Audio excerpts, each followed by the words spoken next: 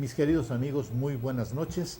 Estamos otro programa más de El Ágora, recordándoles que era la plaza pública en Atenas donde todo el mundo podía hablar con entera libertad, y aquí nosotros lo hacemos de acuerdo al artículo 6 de la Constitución, que nos permite a los mexicanos hablar con entera libertad. Le pueden preguntar a Carmen Aristegui a ver si le hacen caso.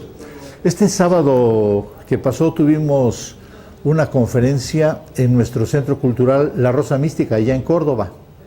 Y el señor Nabil El Curi, que es el dueño de La Rosa Mística, tuvo el acierto de traer como conferencista a un personaje de la geopolítica, escritor de libros, revisionista histórico y muchas cosas más, llamado don Miguel Salinas Chávez.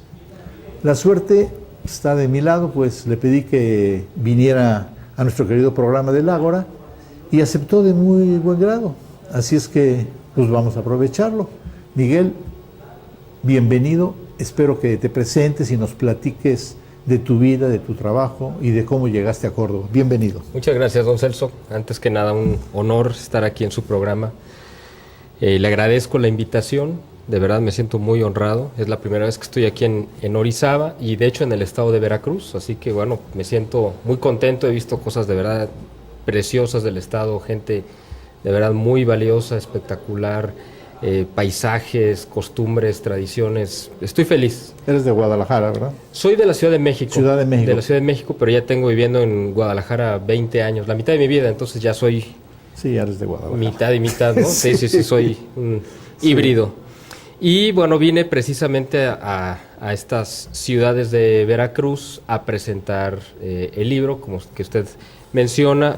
Me invitó nuestro buen amigo Nabil, y vine a presentar este libro que acabo de sacar de la imprenta y a presentar una conferencia sobre un tema bastante controversial y, digamos, complejo, que es la relación de la Iglesia con el Estado a lo largo de la historia. Así es, así se llama tu libro, Iglesia Perseguida, Iglesia Verdadera. Exactamente. Sí, sí, sobre todo en México. En México hemos tenido siempre unos problemas, todos los presidentes priistas han sido masones y han sido siempre jorobando a la Iglesia Católica y al pueblo católico, desde Benito Juárez y toda esa bola de zánganos. Pero pues quiero que nos platiques tú, Claro, bueno. ¿Qué eres escritor? ¿Eres geopolítico? Sí. ¿Qué onda? Bueno, este libro es fruto de un esfuerzo y de un trabajo ya de algún tiempo. Yo me dedico al periodismo, al análisis y al estudio histórico y estratégico. Y como parte de esta labor, desde hace casi 3 años, empecé editando un semanario de análisis precisamente geopolítico y donde hemos tocado temas históricos, culturales, religiosos, sobre todo con un enfoque muy particular, que es el de tratar de explicar, ¿no? Porque bueno, noticias sabemos que hay abundantes, sí, en internet y todo el mundo las puede ver. El asunto es cómo entenderlas, ¿no? Los hechos tienen una explicación que normalmente no están al alcance de la gente y precisamente se presentan en los medios de comunicación para que la gente no entienda. Entonces lo que hacemos en nuestro semanario es tratar de explicar las razones por las cuales están sucediendo ciertas cosas a nivel nacional y a nivel internacional.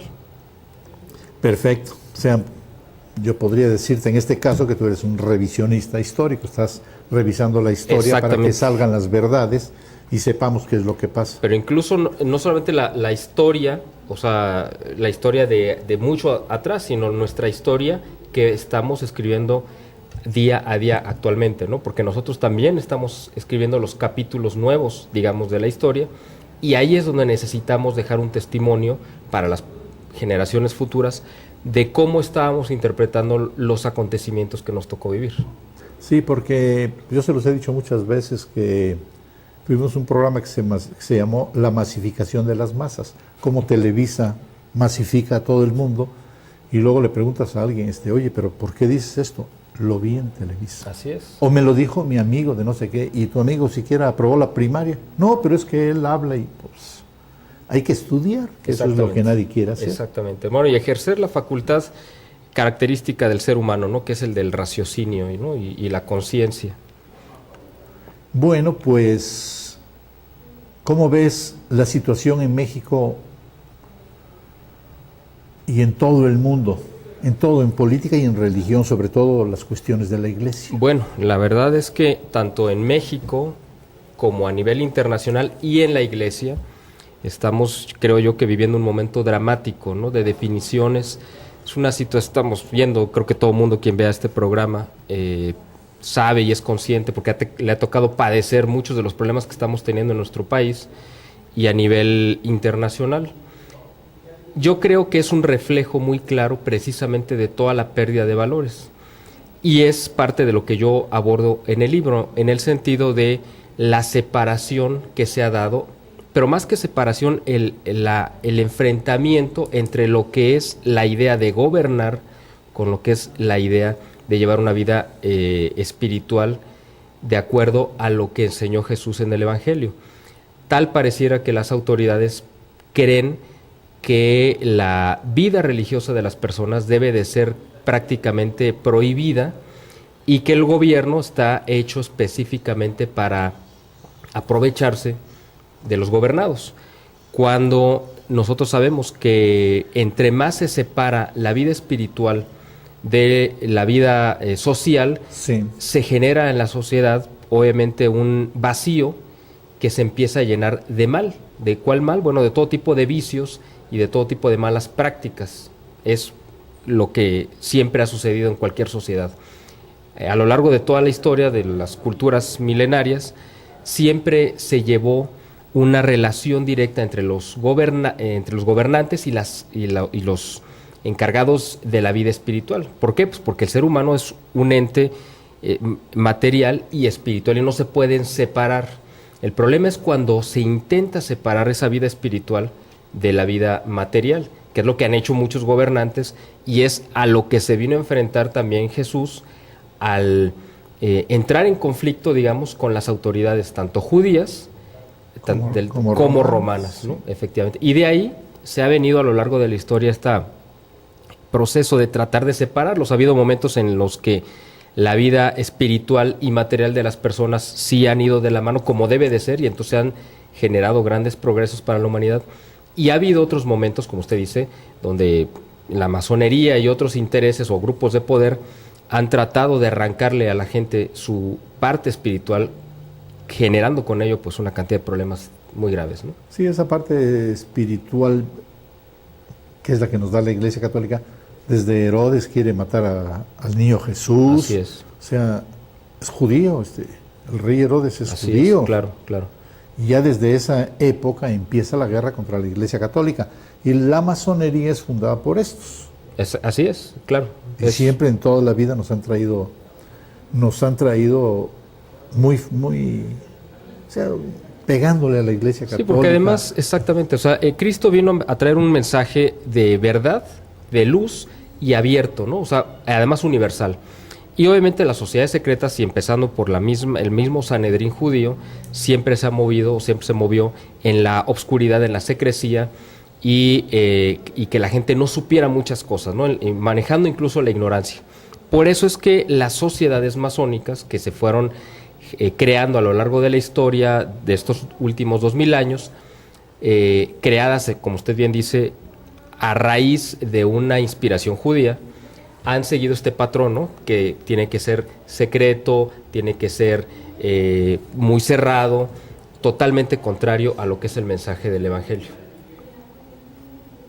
Y bueno, y respondiendo a la pregunta que me había hecho sobre la situación del mundo y de la Iglesia, bueno, pues se refleja. ¿Por qué? Porque ahora la Iglesia, desgraciadamente, ha entrado en un proceso de amalgamarse o de tratar de empatarse con el mundo, lo cual es absolutamente inviable, ¿no? Entonces, sabemos que el mundo es demasiado atrayente y la Iglesia ha tratado, desgraciadamente, los últimos 50 años o poquito más, de ser de seguir las corrientes que va marcando el mundo, y son totalmente opuestos. Cristo vino a decir eso, ¿no? O sea, el mundo, nosotros no pertenecemos al mundo, sino tenemos una vida opuesta a lo que exige el mundo, ¿no? O sea, de vanidad, de los vicios, de los placeres, etcétera, ¿no? Sí, a mí entre las cosas que no me gustan, por ejemplo, que están saliendo actualmente, la semana pasada tuvimos una entrevista aquí sobre la visita del Papa, y yo hice una pregunta a mis 3 invitados que qué opinaban de la reunión del Papa en Cuba con el jefe de la Iglesia Ortodoxa y qué tiene que ver Vladimir Putin en todo esto. A mí no me parecía lo correcto, puesto que hace 1000 años hubo un cisma y se separa de la Iglesia Bueno, católica. eso es una pregunta y un asunto de verdad muy importante. Qué bueno que lo menciona, don Celso, porque de verdad que sí yo creo que es muy trascendental. Efectivamente son 1000 años desde que la Iglesia de Oriente, que era una sola, se parte en dos. Queda la Iglesia Oriental y la Iglesia de Occidente. Y la Iglesia de Oriente rompe con Roma por algunos motivos, uno de ellos teológico, que tiene que ver con el no reconocimiento del Espíritu Santo como proveniente del Padre y del Hijo.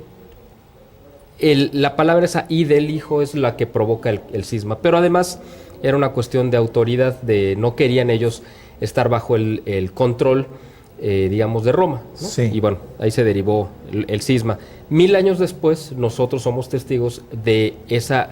No es que se vayan a unir otra vez las iglesias, pero cuando menos hubo un encuentro que no se había dado.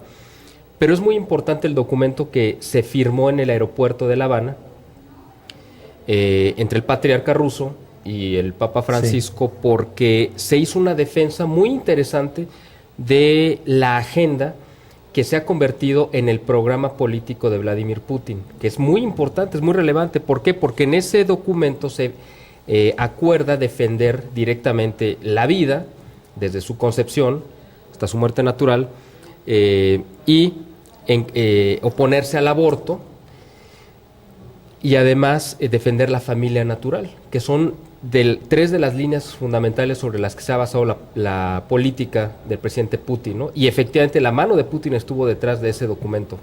O sea, que sí es de verdad muy, muy trascendental.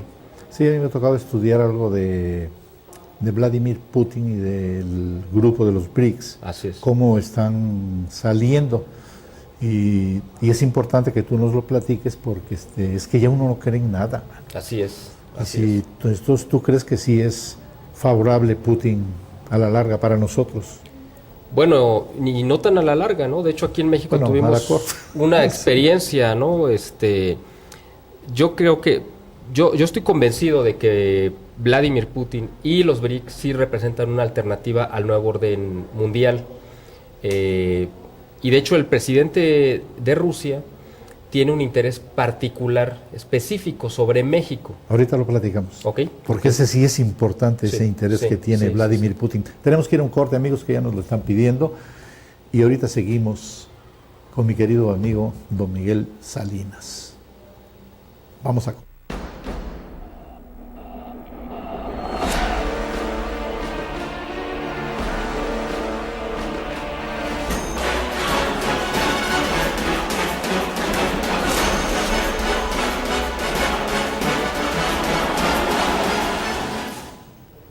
Mis queridos amigos, estamos en la segunda parte ya de este programa. Recibimos una llamada de la señora Margarita Pérez, que no está de acuerdo con nosotros. Perfecto.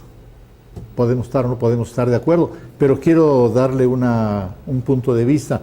Acuérdese que Benito Juárez era masón y acabó con iglesias, acabó con hospitales, acabó con escuelas, acabó con donde guardan a los niños, con guarderías. Orfanatos. Y después de Benito Juárez vino ¿cómo se llama el otro turco? El que hizo la guerra de los cristeros.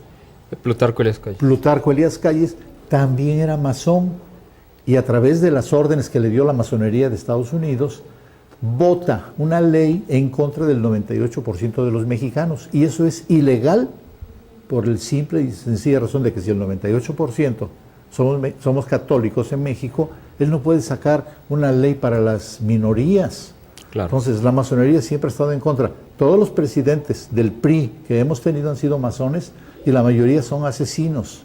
Por eso, en eso me baso yo para decirle a usted que la masonería siempre ha estado en contra de la Iglesia Católica. O sea, es una aclaración, es bueno, porque lo que yo le estoy diciendo es verdad, lo traen los libros de historia.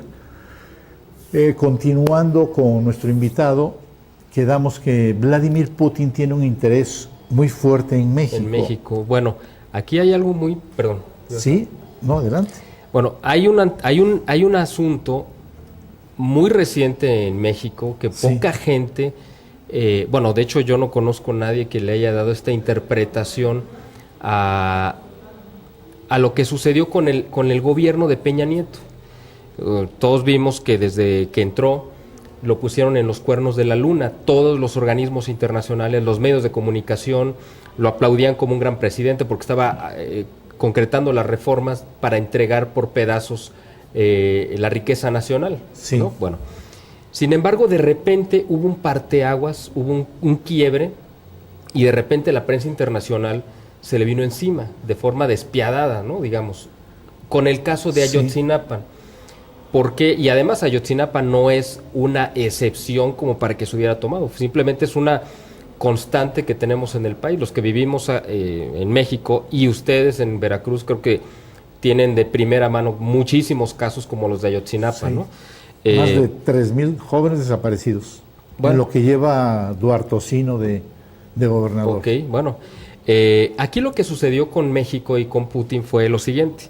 El proyecto más ambicioso de desarrollo de infraestructura que iba a lanzar Peña Nieto era el tren rápido, el tren bala, que iba a unir primero en su primera etapa México con Querétaro, pero que la idea real completa era cruzar todo el istmo de Tehuantepec, que es un proyecto además muy viejo. Y que ya lo había hecho Porfirio Díaz. Bueno, exactamente, ¿no? Y que viene desde esa época. Bueno, para aquí querían meter un tren rápido que iba a ser financiado por una empresa paraestatal china, pero que iba a entrar con tecnología rusa, que es muy importante este dato. Iba a entrar con tecnología, o sea, iban a usar locomotoras de primera generación rusa. Ahora, aquí hay un dato muy interesante. Rusia es ahorita el país que más ha desarrollado la tecnología en cuanto a los trenes de alta velocidad. Y el hecho de que México o el presidente Peña le abriera las puertas a este proyecto fue lo que le causó que se le viniera encima todo el aparato internacional mediático controlado por estas logias de poder que fueron de Estados Unidos y de Inglaterra y de otros centros importantísimos de poder, que son los que pusieron a Peña Nieto en la presidencia y que de repente y que son los que lo aplaudieron y de repente le quitan el apoyo. ¿Por qué? Porque Peña Nieto le iba a abrir las puertas de México a los BRICS, que es el enemigo ahorita más odiado que tiene Estados Unidos e Inglaterra. Bueno, o sea, lo que yo defino como el sionismo angloamericano, porque es un concepto más amplio. Sí, así es. Y cuyo principal interés y objetivo es imponer un nuevo orden mundial de un gobierno único. Y el principal obstáculo que han tenido ha sido el grupo de los BRICS, encabezado por Rusia, del cual forma parte Rusia, China, India, Brasil y Sudáfrica. Y por eso fue que se les vino encima a Peña Nieto de repente, pues todos sus antiguos respaldos que tenía a nivel internacional, y él nunca entendió qué fue lo que pasó. No, nunca entendió. Fue por eso. Sí. Tanto que le fregaron el viaje a China. Era de una semana y estuvo 1 o 2 días nada más. Y además se canceló el tren. China quedó bastante molesto. Ahora, aparte de eso, sí hay un interés, que es lo que me habías preguntado al principio, de Putin en México, pero no tiene que ver con una cuestión política, ni con una cuestión de negocios, sino tiene que ver con algo mucho más trascendental y que para mucha gente va a ser sorprendente lo que voy a decir. Yo tengo de primera mano y de muy buenas fuentes provenientes de Rusia el conocimiento de que el presidente Putin, su principal interés en México está en Guadalupe. En la Virgen de Guadalupe. En la Virgen de Guadalupe, exactamente. Porque Rusia adora mucho también a la Virgen. No la adora, se le venera. Sí, bueno, venera es que yo soy, en ese aspecto la riego. Bueno, no la adoro. No, pero es correcto, sí. Rusia y México son países absolutamente marianos, o sea, aman a la Virgen María, ¿no? En el caso de México, pues nosotros tenemos a la Virgen de Guadalupe, y en Rusia se venera una advocación que es la Virgen de Vladimir. que es muy interesante la historia de la Virgen de Vladimir, porque es un ícono. Tú sabes que los íconos son las representaciones de la Virgen María de Oriente, que la mayoría se hacían sobre madera. Pues eso quiero que nos platiques con toda calma, ese ícono. Exacto, bueno, este ícono que se llama de Vladimir es el ícono más venerado en Rusia, desde que se fundó Rusia, más de 1000 años, ¿no? ¿De qué está hecho? Bueno, es un ícono de madera, de una tabla de madera, pero lo interesante es quién lo pintó. Lo pintó San Lucas Evangelista. Pero San Lucas, además de ser escritor y además de acompañar a San Pablo en sus viajes y además de ser el evangelista, era médico y además era pintor. Ajá. Entonces él, en la casa de la Virgen María, donde vivía con San Juan, obviamente ya después de que había muerto y resucitado Cristo, la mesa de madera del comedor, bueno, si se le puede llamar del comedor, sí, sobre la que comía la Virgen María, era una mesa que había hecho San José. O sea, fue la mesa para de la Sagrada Familia, exacto, donde comió Jesús, donde comió San José, donde comía la Virgen. Y esa mesa, que de por sí ya estaba bendita, San Lucas le pide a la Virgen que la pudieran fraccionar, cortar, para de ahí él realizar una serie de pinturas sobre la Virgen. O sea, fue un retrato realmente el que hizo San Lucas de la Virgen. Y lo pinta en este pedazo de madera, y la Virgen lo vio y lo bendijo. O sea, le gustó. La imagen es muy hermosa porque es la Virgen, tiene sentado en las piernas al niño, y el niño le está dando un beso en la mejilla. Es una imagen muy tierna. Y viene con esta historia increíble. Y ese cuadro, bueno, la tradición dice que San Lucas hizo 9 cuadros y se repartieron en las iglesias primitivas. Del que se tiene certeza que uno de esos 9 es el de Vladimir, el de la Virgen de Vladimir, sí, que es el que está en Rusia y es el que tanto se le venera. Y el presidente Putin, en Navidad, públicamente se arrodilla y la besa, que es algo importantísimo. De verdad es un acontecimiento histórico que el presidente de Rusia, y nosotros sabemos lo que vivió y lo que padeció Rusia durante 70 años de comunismo, ahora venga, bueno, no venga, sino en Rusia, bese y se postre ante la Virgen, él que es el hombre más poderoso de Rusia. Y de medio mundo ya. Bueno, y de medio mundo, ¿no? Sí. Y está mostrando, porque además Putin sí es un ferviente cristiano, devoto, que además parte o gran parte de su estrategia política internacional es, en Rusia cuando menos, hacer que reviva el cristianismo, ¿no? Por eso es que está en defensa de los valores cristianos que levantaron a Occidente. Sí, hay algo que les quiero aclarar. La judeo-masonería mete a Lenin y a Stalin en Rusia y se forma la Unión de Repúblicas Socialistas Soviéticas. Así es. Y mataron a 10 millones de gentes para poder meter el comunismo ahí, o más. Sí, bueno, ahí en Rusia, en el origen sí, las muertes que cobró el modelo socialista en todo el mundo fueron 100 millones.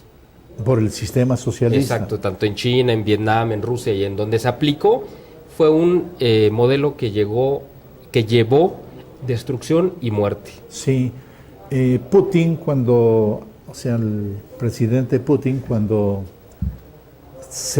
la judeo-masonería de Wall Street se le voltea y le quita todos los terrenos conquistados y deja a Rusia otra vez, él es católico, fue bautizado y vuelve a abrir las iglesias y permite que se le rece al Padre, al Hijo y al Espíritu Santo. Así es. Está totalmente en contra de la masonería. Eso es algo importante porque la masonería siempre aparece como que no es enemiga. Es total y absoluta enemiga de la Iglesia Católica. Este libro nos lo marca muy bien. Yo sí les pido que tengan mucho cuidado porque pues es el enemigo número 1 de la Iglesia Católica, en el cual tenemos que cuidarnos mucho. Lo hemos estudiado, por eso es que yo me atrevo a decirlo. Ahí está apareciendo ahorita en la portada el libro, y si lo quieren comprar va a estar en Rosa Mística en Córdoba con el señor Nabil Khoury, y léanlo, es interesante. A mí me tocó estar en la conferencia que nos dio Miguel el sábado en Córdoba. Es impresionante, empezó a las 7 de la tarde empezamos a discutir y llegamos a las 2 de la mañana y yo fui saliendo ahí. Todavía nos quedamos Por eso todos. es que me lo quise traer para explicar, porque es gente que estudia mucho. Está mucho más chamaco que yo, además, entonces tiene todavía mucho que aprender. Y por eso tengo el honor de haberlo traído.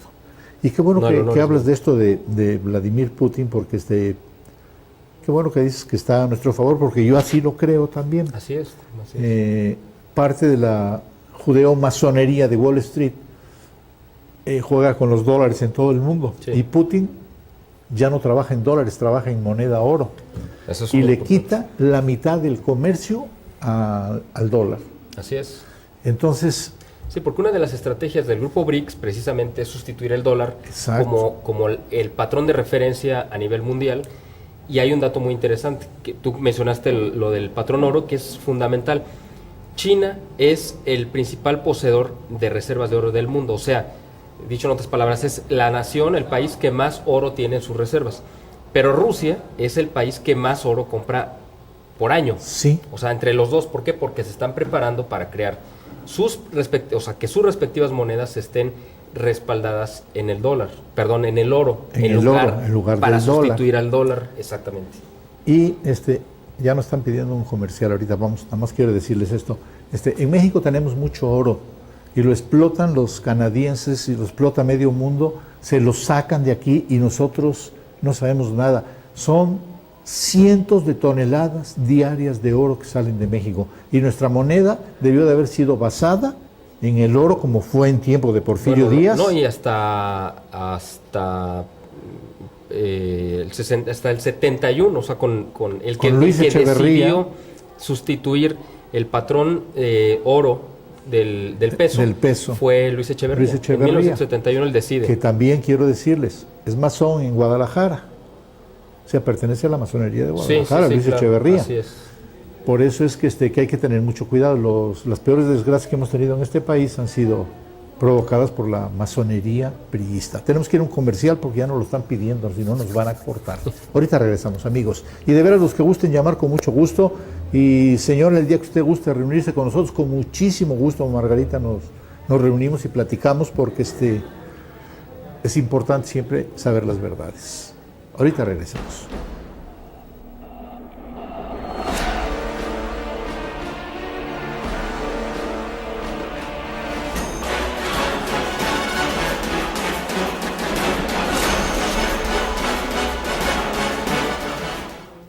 Continuamos con la tercera parte de nuestro programa, el Ágora, y yo quisiera que terminaras con lo de Rusia, Claro. con lo de Vladimir Putin, profecías, ¿qué hay? Bueno, eso es un tema muy interesante porque no es casual que esté sucediendo estas cosas que, bueno, a nosotros nos tocó la era soviética. Sobre todo lo de la Virgen, o sea, claro, porque a nosotros nos es algo tocó, que me tiene impresionado. Sí, es que a nosotros nos tocó vivir la época soviética, Sí. a lo mejor para los más jóvenes no les tocó eso, pero a nosotros sí nos tocó la época soviética, donde sabíamos que había una persecución y una prohibición de cualquier expresión religiosa en Rusia, porque eso era parte del modelo soviético.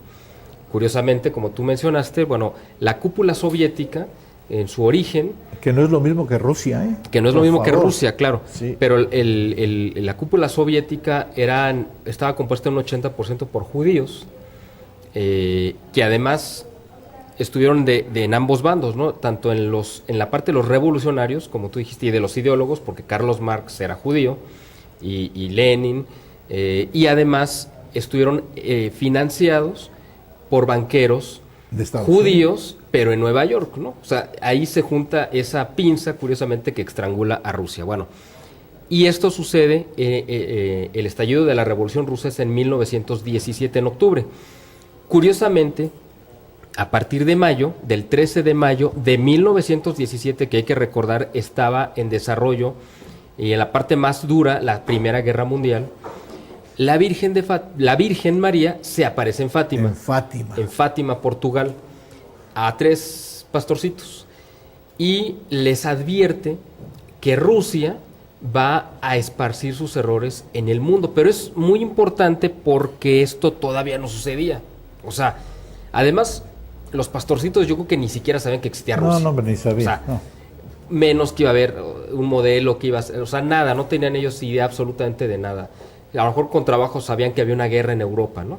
Entonces el hecho de que la Virgen María les advirtiera que Rusia iba a esparcir sus errores por el mundo, pues era algo para ellos incomprensible. Y lo era incluso para el obispo y los sacerdotes que entrevistaron a los niños, ¿no? Sí.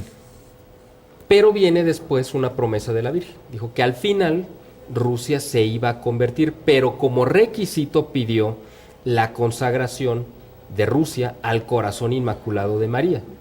Es muy importante eso lo este pide dato. La Virgen Eso lo de pide Fátima. la Virgen de Fátima exactamente en 1917.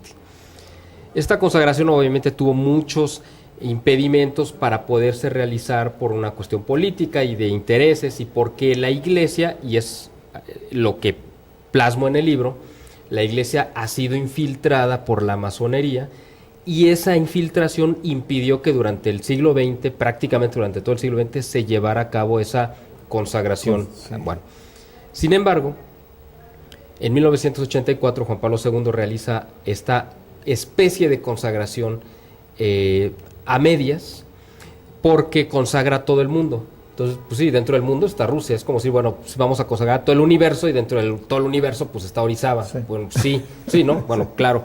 Pero el asunto es que la Virgen lo pidió específicamente que se mencionara a Rusia, y no se menciona a Rusia. Entonces, el muro de Berlín cae, y con él el bloque comunista y socialista cae en el 89.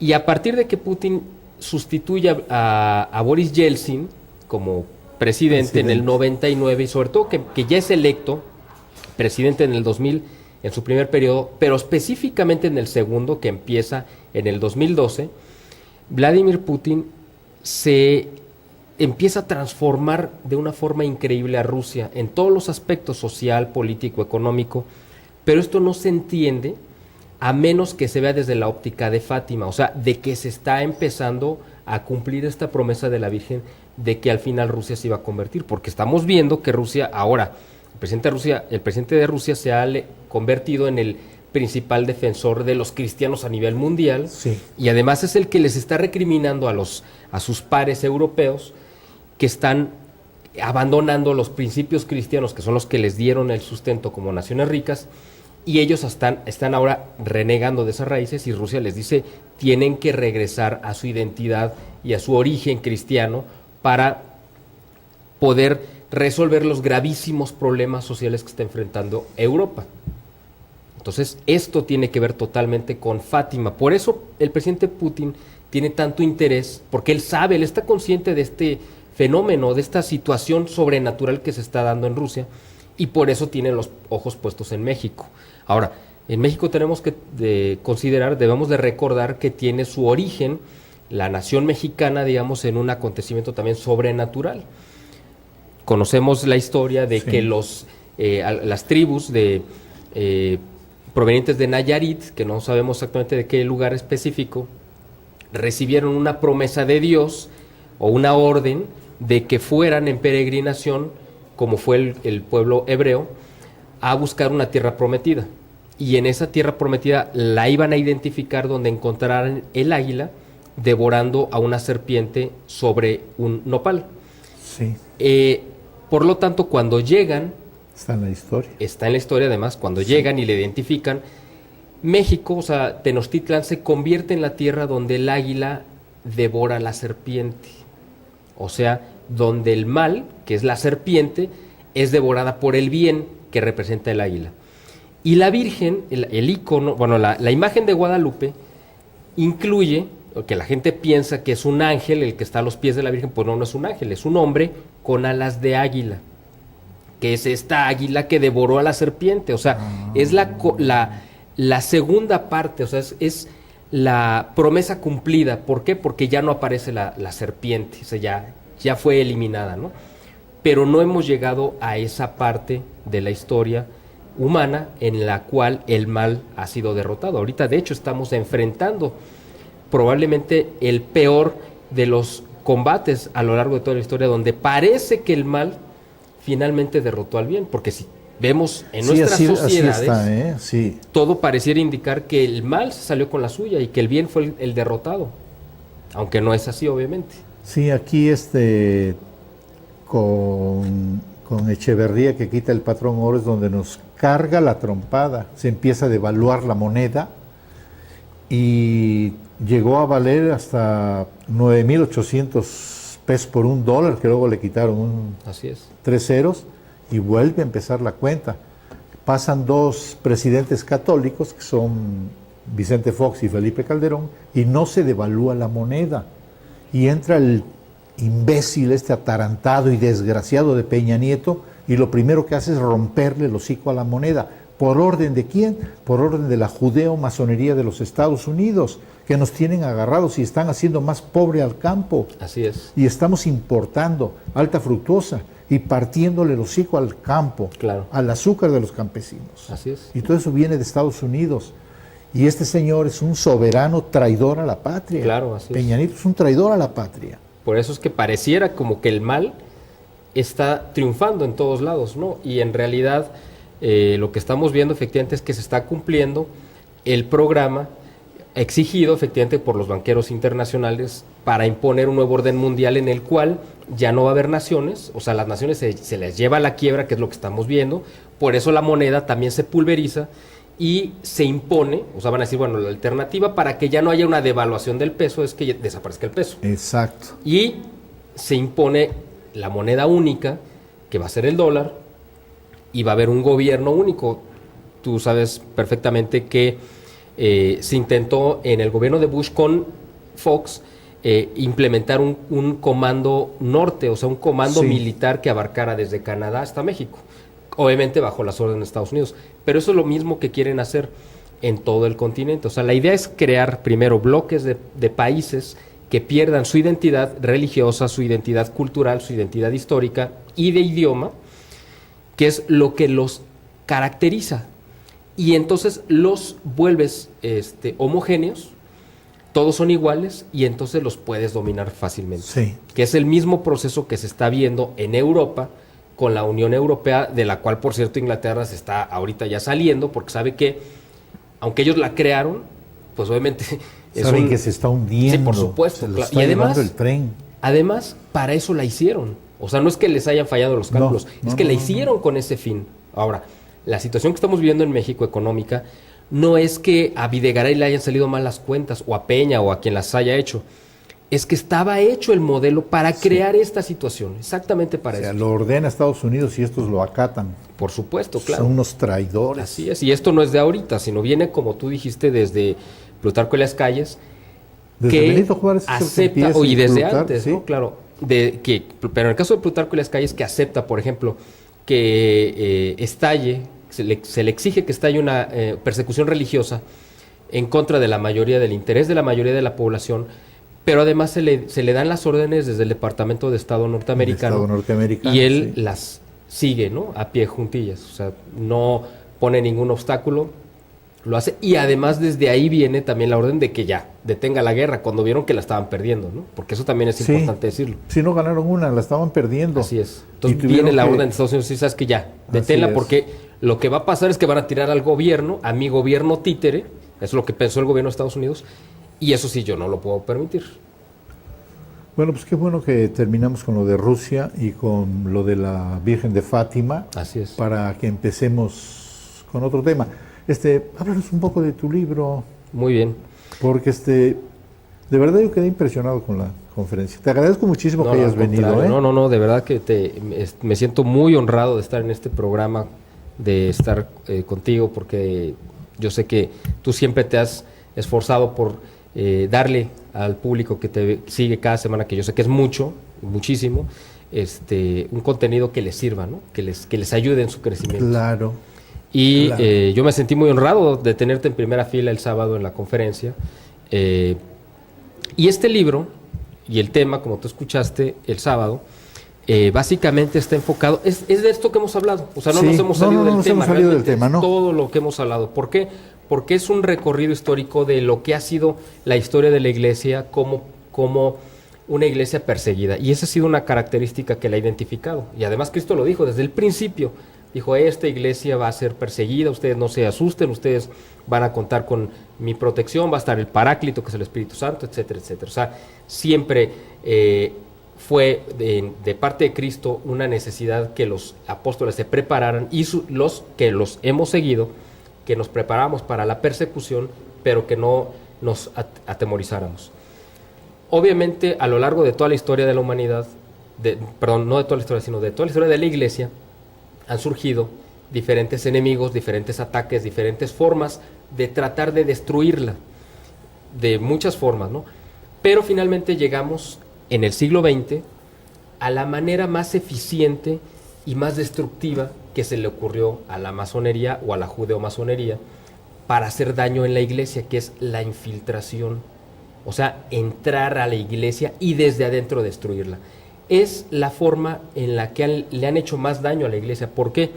Porque cuando la iglesia tiene enemigos de frente, o sea, enfrente, los puede combatir. Sí, los puede combatir. Ahora, sí. Muy importante algo que yo comenté en la conferencia que tú has de recordar, que la iglesia nunca ha lanzado los ataques, siempre se ha defendido. Estoy de acuerdo contigo, nunca ha hecho revoluciones y nunca ha hecho nada de eso. Incluso las cruzadas, o sea, todos los actos de la iglesia, aunque parecieran los más violentos, ha sido un acto de respuesta a una agresión, todos. A defenderse. Así es, entonces la iglesia siempre ha tomado una actitud defensiva, ¿verdad? Porque además tiene el compromiso con el legado de Cristo y de esto vamos ahorita. Vamos a continuar. Vamos a un corte porque ya nos vinieron aquí a regañar. Ahorita regresamos, amigos.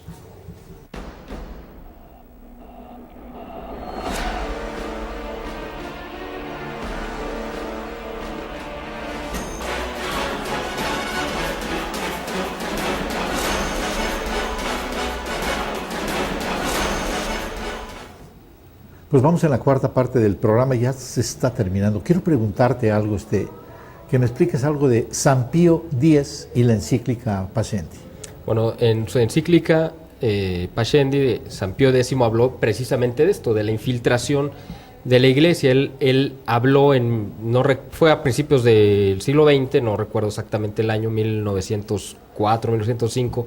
Él dijo que ya no iba a ser necesario buscar a los enemigos de la iglesia frente, o sea, afuera, sino ahora iban a estar dentro, efectivamente. Y además eso mismo lo confirmó o lo reafirmó el mismo Juan Pablo II. Juan Pablo II, ¿verdad? Así es, cuando habló sobre la apostasía silenciosa. Que ya la ya teníamos. ya siendo papa. Ahora, pero lo dijo antes de ser papa, lo dijo en 1976, 77, si no mal recuerdo, en un congreso de las familias o eucarístico, no tengo el dato preciso, en Estados Unidos, donde él dijo que iba a haber una antiiglesia.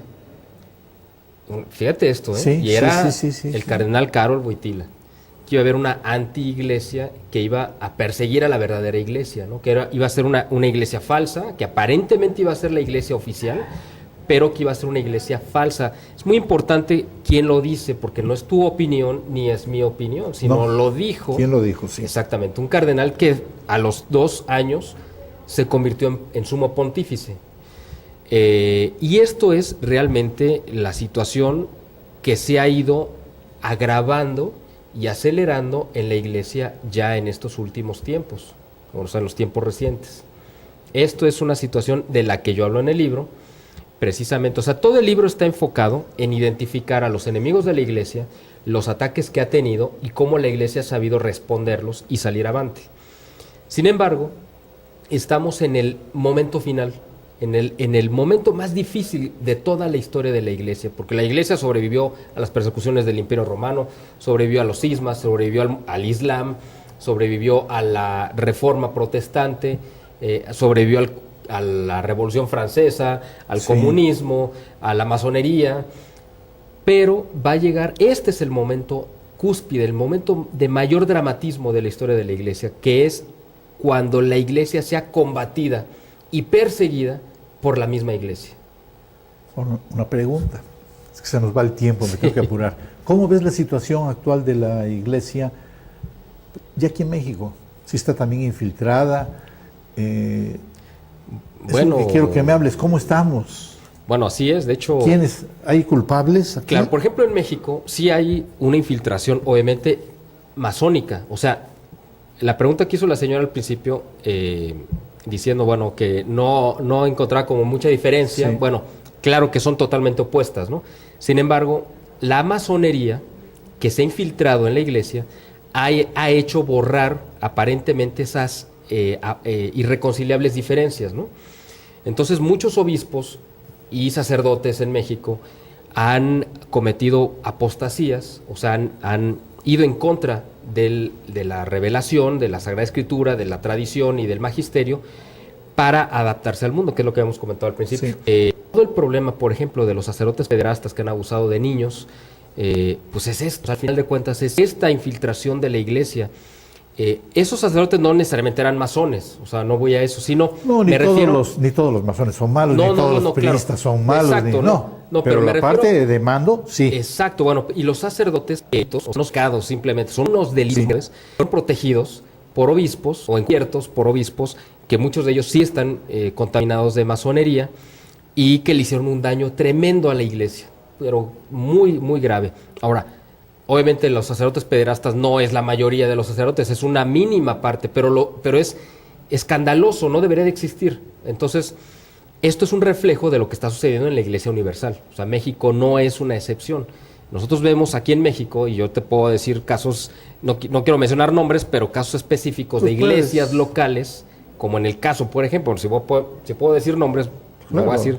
En el caso de Guadalajara tenemos 2 cardenales que están enfrentados, no por causa del cardenal Sandoval, sino porque el cardenal Robles, que es el actual arzobispo de Guadalajara, pues emprendió una especie de cruzada contra la obra que hizo el cardenal Sandoval. Pero es muy importante lo siguiente: ¿por qué el cardenal Sandoval ha sido objeto de ataques de la masonería priista, tú lo sabes? Sí. Fue precisamente, en primera, porque él entró a suplir al cardenal Posadas Ocampo, que fue asesinado por balas de la masonería.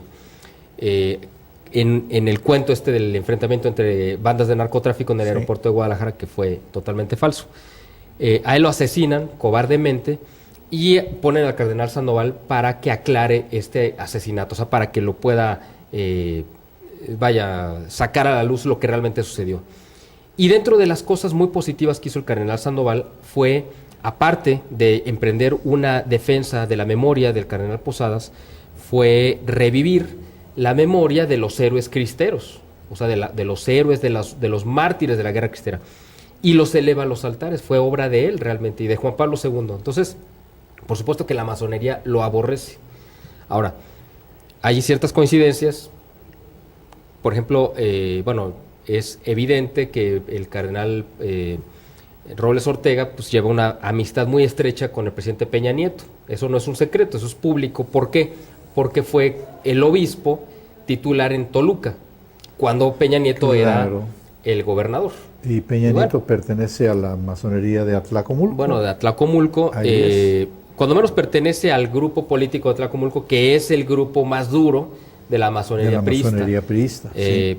El cardenal Robles lleva amistad con ellos y bueno, a mí no me extraña que por eso él haya emprendido esta cruzada, digamos, contra lo que hizo el cardenal Sandoval. Entonces, este caso muy específico del cual yo te hablo en Guadalajara es un reflejo, no es una excepción, es un reflejo de lo que está pasando en la Iglesia Universal. Lo vimos en el Sínodo de la Familia que convocó el Papa Francisco en octubre del 2014 y que continuó en octubre del 2015, en el cual hubo un enfrentamiento abierto y frontal entre cardenales y obispos, unos abriendo la puerta de la iglesia a cosas que son absolutamente inaceptables y que además están prohibidas por la Sagrada Escritura. Dilas. Como por ejemplo el matrimonio entre homosexuales. Exacto. O la unión entre homosexuales, que los divorciados vueltos a casar, que están en estado de adulterio, puedan comulgar, y como eso una serie de aberraciones que van en contra de la doctrina. Y hubo cardenales y obispos que lo sostienen como una tesis válida que debería de adoptar la iglesia. Ahora, el Papa Francisco también pues ha hecho cosas que no necesariamente creo que sean correctas, ¿no? Ha hecho algunas que yo creo que dan una señal muy equívoca, pues, ¿no? Como por ejemplo cuando voló después de la Jornada Mundial de la Juventud en Brasil, iba en el vuelo de regreso y fue cuando suelta su famosísima frase de ¿quién soy yo para juzgar a los homosexuales que se quieran acercar a Dios? Lo cual es una cosa totalmente ridícula, Porque un homosexual de entrada, en su forma de vida, está desafiando a Dios.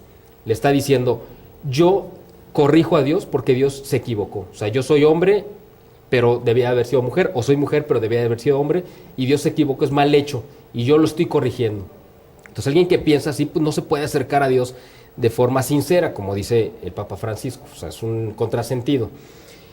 Pero como esto estamos viendo que la Iglesia se ha contaminado del mundo, o sea, de esta idea modernista de abrirse al mundo, y estamos viendo una situación dramática en la Iglesia, ¿no? Donde hay una confusión, por eso es que es la última de las persecuciones que va a soportar, porque la misma Iglesia que ahora está tomando el control, el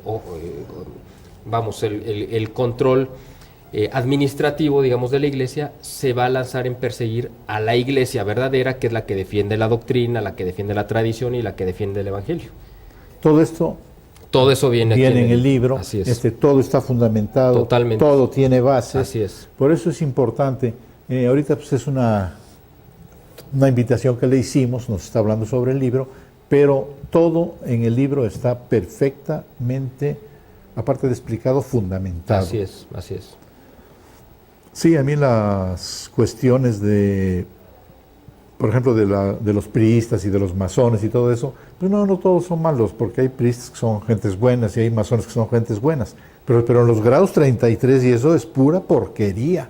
Así es. De hecho, en la mañana estuvimos platicando de algunos casos, creo que bastante honrosos, ¿no? De gente decente. Y todos los presidentes mexicanos priistas han sido asesinos. O sea, la última, ahí tenemos a Ernesto Zedillo Ponce de León, que era masón también, priista. Claro. ¿Qué hizo? Fíjense, esto nadie lo sabe. Vende el Banco de México. ¿A quién se lo vende? A un judío llamado Rothschild. Y ahí aparece, lo pueden buscar, si quieren en internet, lo pueden buscar, bancos propiedad de Rothschild. Y van a ver que está el Banco de México. El que hace la moneda, el que hace los pesos. Entonces, por eso estamos así de fregados. Claro.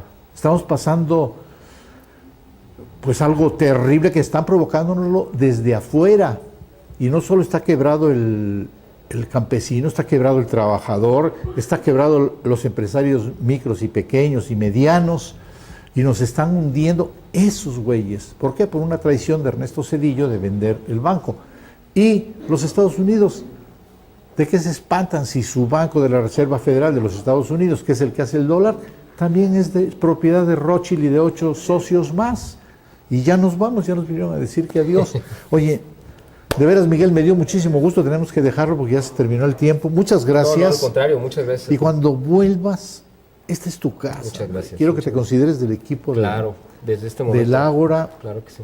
Y seguir en contacto. Y ustedes, amigos, espero que haya servido esta plática. Pueden estar o no estar de acuerdo con nosotros, pero podemos discutirlo si gustan. Nos vemos el lunes de la semana que entra a las 7 de la noche. Y los que no vieron completo este programa lo pueden ver mañana martes de 8 a 9 de la noche. Gracias, amigos, y adiós.